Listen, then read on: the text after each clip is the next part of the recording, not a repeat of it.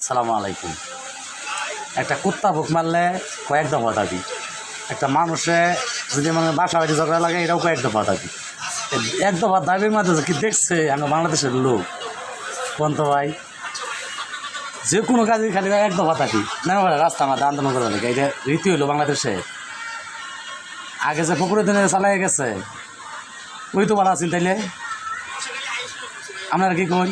এক দফা সব ফুটকিতে দাঁড়াই দিছি। এক দফা ফুটকিটা দেখাই দিছে, দুই দফা ফুটকিটা দেখাই দিছে। ও আছেন একটা লোক, হ্যাঁ ভাই বেড়ে দাঁড়াইছি। তেমন কথা হইলো কি, আপনারা কি ওই যে রাজপথে নামে পড়েন, কারণ দেশের ক্ষতি হইতেছে, সবেরই ক্ষতি হইতেছে, জনগণের ক্ষতি হইতেছে। হয়তো আপনারা মনে করেন নিজের ছাত্র জন্য আপনারা কাজ করতেছেন, এইটা সবাই দাম করা মুশকিল। চাউল, ডাল, আটা, তরু, তরকারি সবই তো দাম বেড়ে যেতেছে।